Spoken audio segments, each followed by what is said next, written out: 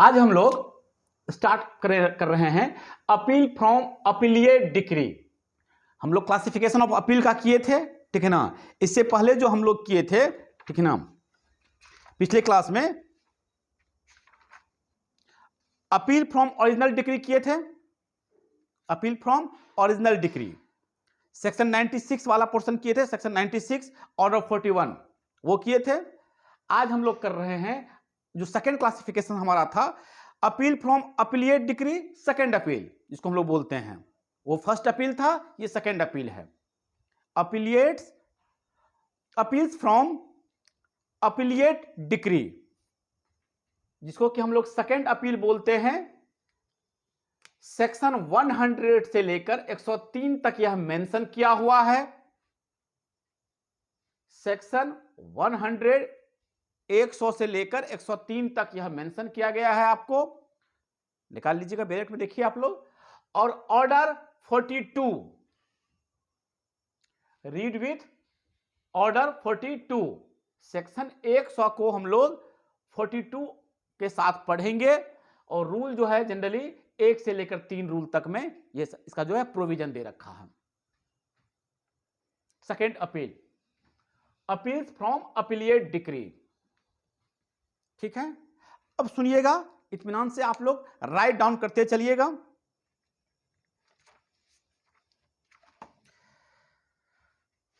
Section 100, N appeal से लाई, barrack देख लीजिए आप लोग बैरक में, एन अपील से lie to the high court, an appeal से lie to the high court from every decree passed in appeal by any court subordinate to the high court। हम लोग क्या किए थे, जो अपील में अपील फ्रॉम वो पढ़े थे वहां पे ओरिजिनल डिक्री के अगेंस्ट में जो अपील में पढ़े थे, तो वो फर्स्ट अपील था आपका। अब हम लोग सेकंड अपील में हाई कोर्ट को देख रहे हैं। हम लोग दूसरे अपील में कहां जाते हैं, हाई कोर्ट जाते हैं। तो सुनिएगा, एन अपील से lie to the high court, okay, from every decree passed in appeal by any court subordinate to the high court। जो हाई कोर्ट का सबऑर्डिनेट कोर्ट होगा, जहां आप पहला अपील किए थे, ठीक है ना, उसके जो उसने जो डिक्री पास किया है उसके अगेंस्ट में हम लोग हाई कोर्ट आते हैं सेकेंड अपील में। Clear clear. सेक्शन 100 पे देखिएगा आप लोग हम लोग फर्स्ट अपील कर चुके हैं। फर्स्ट अपील आपका जनरली जो है डिस्ट्रिक्ट कोर्ट जो होता है वो फर्स्ट अपीलिएट कोर्ट होता है, तो वहां हम लोग देखे। दूसरा जगह हम लोग कहां देख रहे हैं, सेकंड अपील में कहां देख रहे हैं, हाई कोर्ट में देख रहे हैं कि हम लोग सेकंड अपील के लिए हाई कोर्ट आते हैं, ठीक है ना। और हाई कोर्ट जो है, ठीक है ना, अपील अगेंस्ट जो डिक्री पास जो होता है, अगर जिस हाई कोर्ट के का वो सबऑर्डिनेट कोर्ट होता है उसके अगेंस्ट में हम लोग क्या होता है, सेकंड अपील में हाई कोर्ट आते हैं। क्लियर बोलिएगा। Arpana clear, Rani, Chitranshi clear.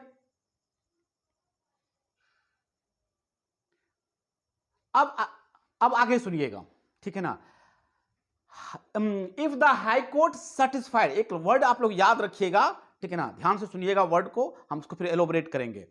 If the high court satisfied that the case involve A substantial question of law, ये वर्ड याद रखिएगा आप लोग, सब्सटेंशियल क्वेश्चन ऑफ लॉ, कि अगर हाई कोर्ट को लगेगा, अगर हाई कोर्ट इस बात पे सेटिस्फाई होगा कि जो केस उसके पास आया है, जो मामला उसके पास आया है, उसमें सब्सटेंशियल क्वेश्चन ऑफ लॉ जो है वो फंसा हुआ है, ठीक है ना।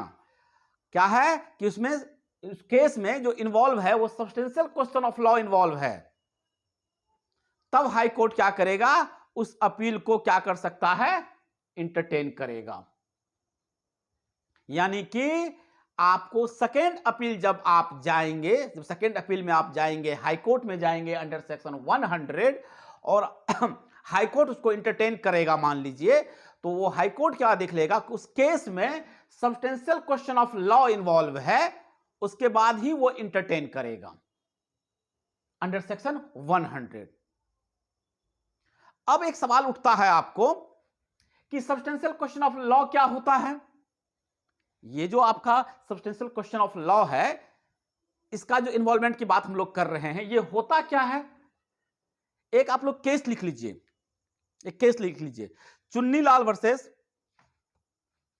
Mehta and sons limited. एक केस लिख लीजिए, Chunnilal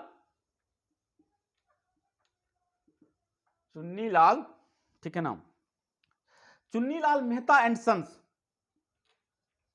Chunnilal Mehta and sons versus century spinning and manufacturing company limited. Century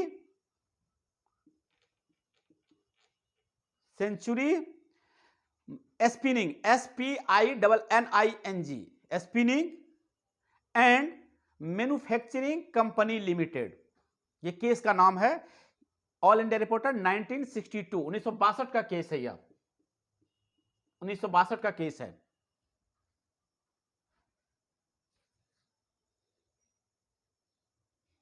supreme court, page number 1314, यही इसका साइटेशन है।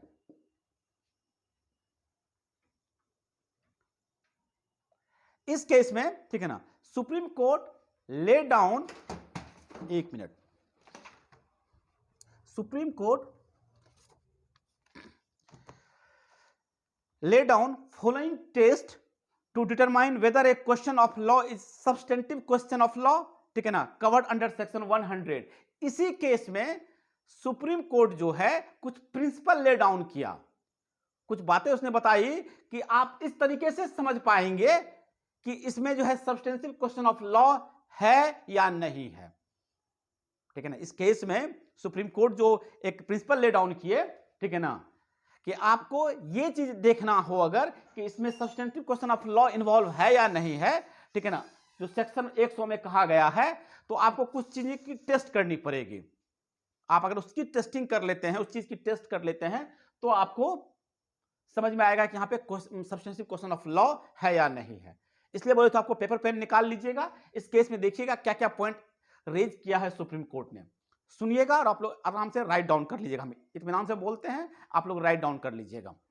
सबसे पहला, whether, WHETHER, weather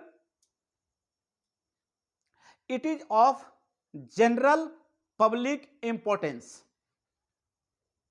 weather it is of general public importance, यानी कि ये जो केस जो है वह जनरल पब्लिक के इंपॉर्टेंस में है या नहीं है, उससे रिलेटेड है या नहीं है, लोक महत्व का चीज है या नहीं है। ये जो हमारे पास जो पार्टी आया है, जिस केस को लेके आया है अपील में, वह जनरल इंपॉर्टेंस में है या नहीं है, पब्लिक के इंपॉर्टेंस में है या नहीं है।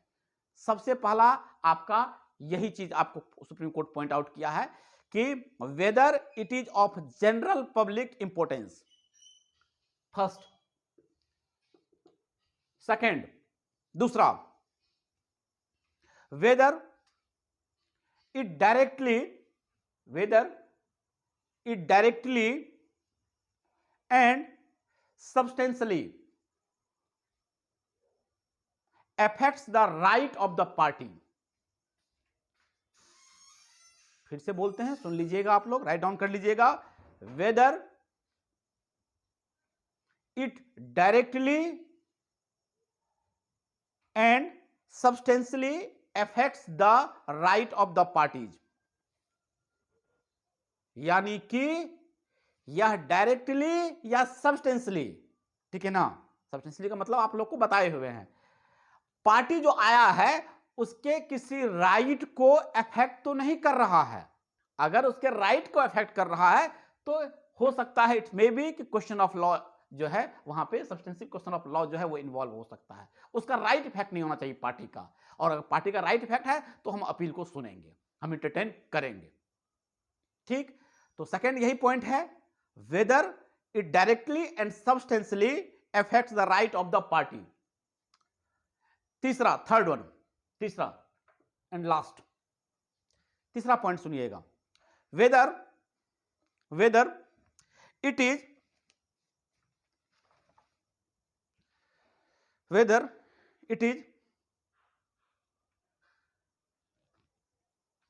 either an open question, either EITHER, either an open question in the sense that it is not finally settled by this court or by privy council or federal court, or is not free from difficulty or calls for discussion of alternative views. फिर से बोल देते, थोड़ा लंबा है, इसको आप लोग राइट डाउन कर लीजिएगा। जो सुप्रीम कोर्ट का जो जजमेंट है एज इट इज हम लोग बता रहे हैं, सुन लीजिएगा, ठीक है ना। Weather it is either an open question in the sense that it is not finally settled by this court, इतना भी लिखिएगा तो काम चलेगा आप लोगों का, ठीक है ना। और तो ये जो हम बोले हैं प्रिवी काउंसिल बोले हैं, या आपका जो ये फेडरल कोर्ट है, तो यानी कि हायर कोर्ट हुआ। जब ये कहा गया था तो उस वक्त फेडरल कोर्ट वगैरह सब था, तो वो हायर कोर्ट, यानी अब हमारे लिए जो सुप्रीम कोर्ट है, ठीक है ना। तो किसी हायर कोर्ट के द्वारा उस मामले पे कोई रोशनी आज तक नहीं डाली गई है, या हाई कोर्ट के द्वारा उस पॉइंट पर, ठीक है ना, कोई फाइनल डिसीजन कभी नहीं आया है कि लोग जो है उसको देख के, जो लोअर कोर्ट है उसको देख के फैसला कर पाए। तो ये सेंस है इसका, क्या कि कह रहा है कि जो पार्टी इफेक्ट राइट जो इफेक्ट हो रहा है पार्टी का, ठीक है ना, दैट द हाई कोर्ट में here for open question in the sense that it is not finally settled by this court. तो उस तरह के राइट्स को कभी इस कोर्ट ने सेटल नहीं किया है। Okay, clear? ये तीनों पॉइंट क्लियर हुआ, हाँ या ना? यानी कि ये अगर तीन चीजें हैं तो हाई कोर्ट इसको सब्सटेंसिव क्वेश्चन ऑफ लॉ का मामला इन्वॉल्व इसको समझ सकता है। ओके, अर्पणा क्लियर, रानी क्लियर? यानी कि सिंपल सा चीज है, हाई कोर्ट में अपील के लिए क्या बोले, वहां पे कोई लॉ डिस्कस होता है, ये याद रखिएगा आप लोग, वहां पे फैक्ट पे डिस्कशन नहीं होता है। वो सिंपल सा चीज आपको पूछेगा हाई कोर्ट कि ऐसा क्या बात हो गया, आप जब डिस्ट्रिक्ट कोर्ट में आपको जब आ गया तो आप अपील में मेरे पास आए हैं, इसका मतलब है कि आपको लोअर जुडिशरी पे यकीन नहीं है, ऐसा क्या हो गया कि आप मेरे पास आए हैं, ठीक है ना। इसमें कहां पे लॉ इन्वॉल्व है वो हमको बताइए। क्लियर? तो आपको जो सब्सटेंशियल क्वेश्चन ऑफ लॉ का जो मामला है, ठीक है ना, सब्सटेंशियल क्वेश्चन ऑफ लॉ का जो मामला है, ठीक है ना, वो आपको इन चीजों से पता चलेगा कि इसमें ये लॉ इन्वॉल्व है या नहीं है। ओके अर्पणा, रानी, चित्रांशी, मौसमी क्लियर, निशा?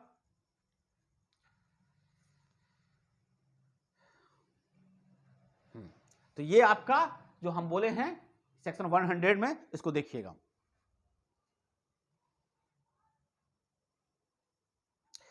सेक्शन 100A वो आप लोग याद रखिएगा, बहुत इंपॉर्टेंट सेक्शन है। सेक्शन 100A, सेक्शन 100A इसको 2002 में इंसर्ट किया गया है आपकी सीपीसी में, ये याद रखिएगा। सेक्शन 100A, ठीक है ना, इंसर्टेड बाय, ठीक है ना, इंसर्टेड इन सीपीसी इन 2002 में इसको इंसर्ट किया गया है, और बहुत अच्छा सेक्शन है, इस रूल को याद रखिएगा आप लोग, ठीक है। क्या कह रहा है? एन अपील फ्रॉम ओरिजिनल और appellate decree, N appeal from an original और अपीलिएट डिक्री और order is heard and decided by single जज ऑफ ए हाई कोर्ट। कि अगर अपील को, ठीक है ना, अपील किसके अगेंस्ट में? ओरिजिनल डिक्री के अगेंस्ट में, अपीलिएट डिक्री के अगेंस्ट में, या ऑर्डर के अगेंस्ट में।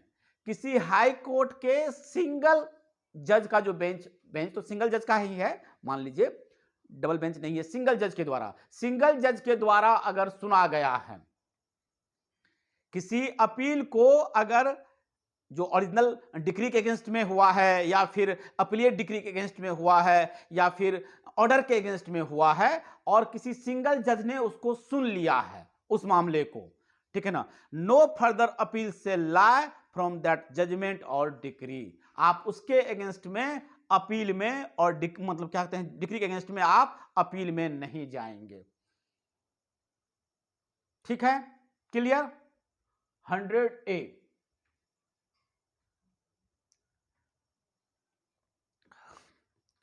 सेक्शन 100A जो है, जो 2000 में इंसर्ट किया गया है, वह मेंशन कर रहा है आपको, ठीक है ना, कि अगर where an appeal from an original और अपीलिएट डिक्री, कि अगर अपीलिएट डिक्री या ओरिजिनल डिक्री के अगेंस्ट में अगर अपील में आप हाई कोर्ट में गए हैं, ठीक है ना, या ऑर्डर के अगेंस्ट में गए हैं, is heard and decided by single जज, अगर हाई कोर्ट के सिंगल जज के द्वारा अगर उसको सुन लिया गया है और डिसाइड हो गया है, तो नो फर्दर अपील से लाई फ्रॉम दैट जजमेंट और डिक्री, फिर उसके अगेंस्ट में आप अपील में और डिक्री में नहीं जाएंगे।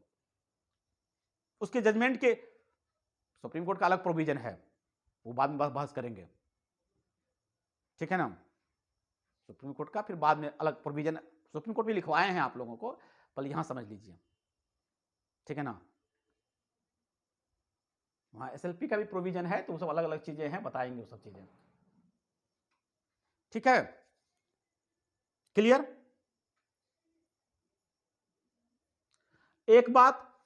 दूसरी बात, एक तो ये चीज ध्यान रखिएगा, सेक्शन 100A में इसको इंसर्ट किया गया है, सेक्शन 101 क्या कहता है यह भी ध्यान रखिएगा आप लोग। सेक्शन 101 कहता है, ठीक है ना, कि नो सेकेंड अपील से लाई, कि सेकेंड अपील नहीं होगा except on the ground mention under section 100। अभी जो सब्सटेंशियल क्वेश्चन ऑफ लॉ बोले थे, ठीक है ना, ये ध्यान रखिएगा कि इसको छोड़ के, सेक्शन 100 में यही चीज है, तो कहता है इसको छोड़ के, ठीक है ना, और किसी ग्राउंड पे सेकेंड अपील में नहीं जाया जाता है, नहीं जाया जाएगा। जहां पे सब्सटेंशियल क्वेश्चन ऑफ लॉ नहीं इन्वॉल्व रहेगा, हाईकोर्ट इंटरटेन नहीं करेगा। तो बता दिए कि सब्सटेंशियल क्वेश्चन ऑफ लॉ क्या होता है, जहां पे पार्टी का राइट इन्फ्रिंज हो रहा है, ठीक है ना, जहां पे उस तरह के मामले में कभी भी कोई डिसीजन नहीं आया है हायर कोर्ट का, ये सब चीजें जो है सब्सटेंशियल क्वेश्चन ऑफ लॉ का आता है। तो ये सब ग्राउंड को छोड़ के बाकी और किसी ग्राउंड पे सेकेंड अपील नहीं होगा, ठीक है, क्लियर? 101 समझ में आ गया? अब 102 देखिए क्या मेंशन कर रहा है, 102, ये सब याद रखिएगा सब सारे लोग, राइट डाउन भी कर लीजिए, अंडरलाइन भी कर लीजिए उस चीज को, और ये बहुत इंपॉर्टेंट चीजें हैं। 102 क्या कह रहा है? 102 आपको सेकेंड अपील के लिए प्रोहिबिटेड कर रहा है, prohibits a second appeal where the subject matter of the suit is recovery of money not exceeding 25,000। अगर सूट की वैल्यू जो है, जो सब्जेक्ट मैटर, जो सूट का सब्जेक्ट मैटर है, ठीक है ना, या फिर या कहता है कि जिसमें कि रिकवरी ऑफ मनी है, पैसे को रिकवरी करने के लिए है, अगर वह 25,000 से एक्सीड नहीं कर रहा है, 25,000 से ज्यादा का नहीं है, ठीक है ना, तो सेकेंड अपील में नहीं जाया जाएगा। ये आपको एक दिन हम पहले भी मेंशन किए हुए थे, ठीक है ना। 102 क्लियर, कि अगर आपका, ठीक है ना, subject matter of the suit is recovery of money है, जहां पैसे को रिकवरी की बात हो रही है, ठीक है ना, और अगर वह 25,000 से ज्यादा का नहीं है, आवाज म्यूट कर लीजिए,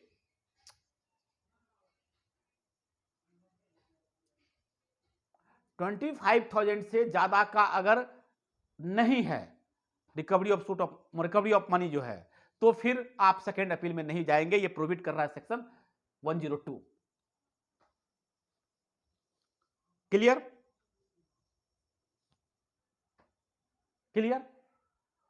100 हो गया, 101 हो गया, 102 हो गया। क्लियर? इसमें कोई दिक्कत?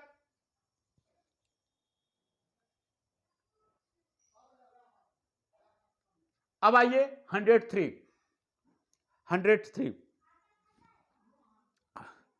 103 हाई कोर्ट का power 103 power of high court to determine issue of fact in second appeal. Mention कर लीजिएगा आप लोग 103।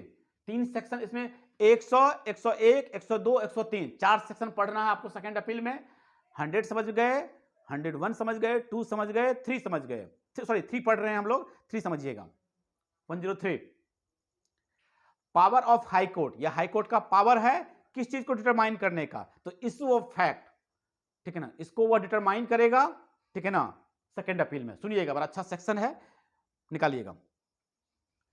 इन एनी सेकेंड अपील, देख लीजिएगा आप लोग, in any second appeal the high court में, ठीक है ना, if the evidence on record is sufficient, trial court से या उसको जो फर्स्ट पहले वाले कोर्ट से उसको जो आया है रिकॉर्ड, उसमें उसको लगता है अगर, ठीक है ना, if the evidence on record is sufficient, या जो भी एविडेंस उसको दिया गया है वह सफिशिएंट है, अगर हाई कोर्ट को ऐसा लगता है, ठीक है ना, जैसे सेकेंड हाई कोर्ट में गए आप, ठीक है ना, if the evidence of record is sufficient, high court को अगर ऐसा लगता है, ठीक है ना, determine an issue necessary for the disposal of appeal, ठीक है ना, तो कोर्ट क्या करेगा, तो कहता है कि वह जो है इशू जो है, वो जिस इशू पर आप आए हैं, जिस चीज के लिए आप आए हैं, उसको वह डिटरमाइन करेगा, ठीक है ना, और केस को डिस्पोजल करेगा। तो क्या क्या आगे दे रखा है समझिएगा। 103 निकाल लिए हैं सभी लोग, सेक्शन 103 हम पढ़ते हैं, सुनिएगा ध्यान से, और आप लोग राइट डाउन करते चलिएगा जो मेन मेन पॉइंट बता रहे हैं 103 का, ठीक है ना। सबसे पहला पॉइंट,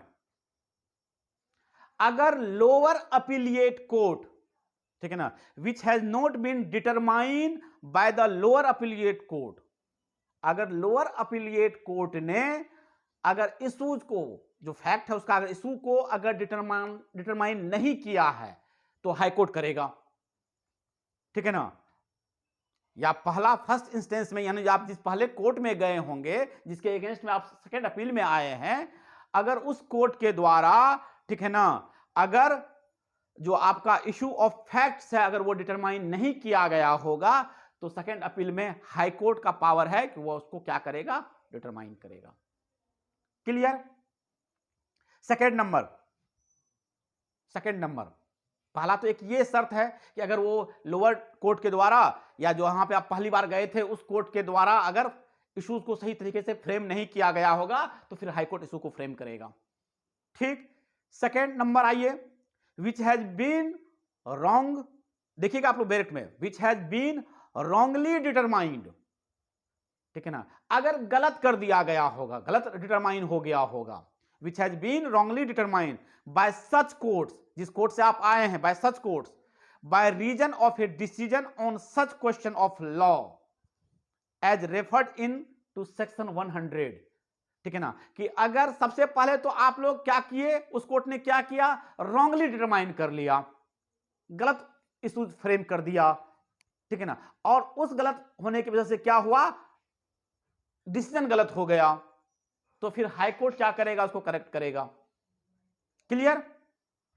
आनंद, रानी, चित्रांशी, क्लियर? ये चीजें सेक्शन 103 में यह हाई कोर्ट का पावर है कि हाई कोर्ट को लगता है कि उसके पास जो रिकॉर्ड आया है, उसके पास जो रिकॉर्ड है एविडेंस का, अगर वह सफिशिएंट है, उस चीज पर वो आगे काम कार्रवाई कर सकता है, फैसला कर सकता है, तो वो क्या करेगा, सेकेंड अपील में उसके पास क्या क्या अधिकार रहेगा, तो जो इश्यूज है उसको सही तरीके से फ्रेम करेगा, ठीक है ना, अगर लोअर कोर्ट के द्वारा सही फ्रेम नहीं किया गया है तो, या रॉन्गफुल्ली अगर वो इश्यूज फ्रेम कर दिया गया होगा, तो उस कंडीशन में भी क्या होगा कि उसको सही करेगा वो।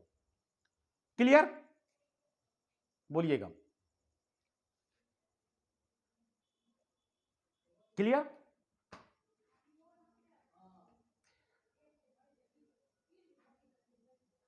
रानी, अर्पणा, तहसीन, मौसमी, निशा, चित्रांशी, कहीं दिक्कत तो बोलिए। अंशु,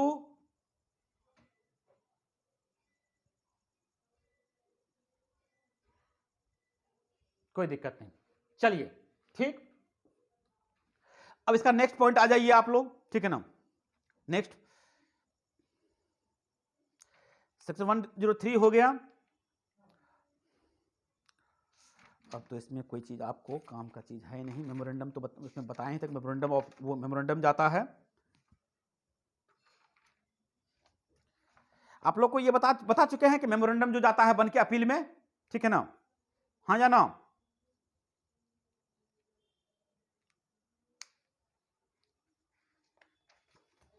बोलिए हाँ या ना, ठीक है ना। हाँ बता चुके हैं, नहीं सर कैसे बोल देते हैं आप लोग, ठीक है ना। द मेमोरेंडम ऑफ अप, हाँ नहीं पढ़े हैं तो वो अलग बातें हैं, बट वो बताए हुए हम। द मेमोरेंडम ऑफ अपील, हम वीडियो भेज दिए हैं, आप लोग देख लीजिएगा। आप लोग देखते भी तो नहीं है ना, दुख इसी बात का है। तो बोल देते सीधा, अपील में मेमोरेंडम बन के जाता है, ठीक है ना। The memorandum of appeal must, ठीक है ना, वो जो आप लिख के भेजेंगे मेमोरेंडम साथ में, उसके साथ ही अपील जाएगा लग के, ठीक है ना। जिसमें कि आप क्या करेंगे, जिसमें आप कहेंगे state the substantial question of law involve in the appeal, इस चीज को आप हाईलाइट करेंगे।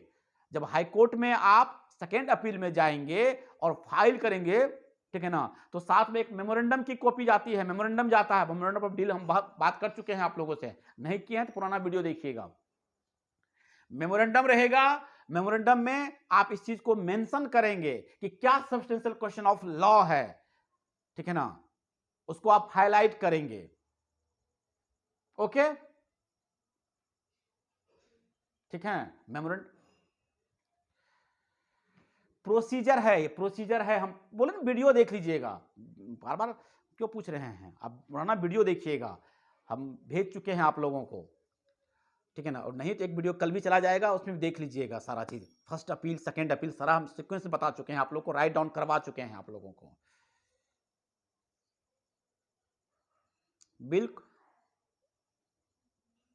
बिल्कुल सही जवाब अर्पणा, बिल्कुल सही जवाब। देखिएगा, हम जान के नहीं बता रहे हैं ताकि आप लोग देखते नहीं हैं, रिवीजन नहीं करते हैं, रख देते हैं, ठीक है ना। इतनी मेहनत से हम सब काम करते हैं लेकिन कोई फायदा नहीं होता है। देखिएगा वीडियो एकदम पूरा, फिर कॉपी निकाल कर कलम निकाल कर वीडियो को देखिएगा, हम लिखवा देते हैं, इसीलिए धीरे धीरे बोल के लिखवा देते हैं आप लोगों को। चलिए, हमारा सेकेंड अपील इतना ही है जो हमारे सेकेंड अपील में, और हम लोगों को कुछ नहीं करना है, इतना ही काम का चीज है। इसी का जो प्रोसीजर है वो ऑर्डर 42 में है। यही बात जो रूल 1 से लेकर 3 तो जो अभी समझाए हैं जितनी बातें, वो प्रोसीजर 42 में है। याद रखिएगा, सेक्शन 100 से 103 तक आपका अपील फ्रॉम अपीलिएट डिक्री है, जिसको हम लोग सेकेंड अपील कहते हैं। जो मेन चीजें हैं इसमें, वो मेन चीजें हैं सब्सटेंशियल क्वेश्चन ऑफ लॉ पे ही जो सेकेंड अपील आपका एंटरटेन होगा। सब्सटेंशियल क्वेश्चन ऑफ लॉ क्या होता है, यह आपको हम केस स्टडी में बता दिए हैं, ठीक है ना। Chunnilal Mehta versus and sons, ठीक है ना, वर्सेस वो सेंचुरी वाला जो केस है, उसको आप लोग देख लेंगे, उसको मेंशन कर लेंगे। यही सब्सटेंशियल क्वेश्चन ऑफ लॉ है, इसी चीज पर एंटरटेन करेगा। क्या क्या चीजें प्रोहिबिटेड है वो बता ही दिए हैं, ठीक है ना। कहां कहां आप सेकेंड अपील नहीं करेंगे। अब नेक्स्ट कल के क्लास में आप लोगों को करेंगे अपील फ्रॉम ऑर्डर सेक्शन 104 से 106 और अपील सुप्रीम कोर्ट वाला, ठीक है ना, जो आप अभी पूछ रहे थे, appeal to the supreme court, या 109 से लेकर 112 तक है। ये हम लोग अगले क्लास में करेंगे, ठीक है, क्लियर। इसको आप लोग इतना राइट डाउन कीजिएगा। अभी 2 अपील और बचा हुआ है जो क्लासिफिकेशन किए थे, ठीक है ना, हम लोग जो क्लासिफिकेशन किए थे वो उसमें 2 अपील बचा हुआ है, दोनों अपील हम लोग कल करेंगे। पहला क्या है, अपील फ्रॉम ऑर्डर सेक्शन 104 से लेकर 106 तक, ऑर्डर 43 में है, and appeal to the supreme court 109 से है उसका मेंशन, वो हम लोग नेक्स्ट क्लास में करेंगे। चलिए आज इतना ही रहने दीजिए, लीव कीजिए।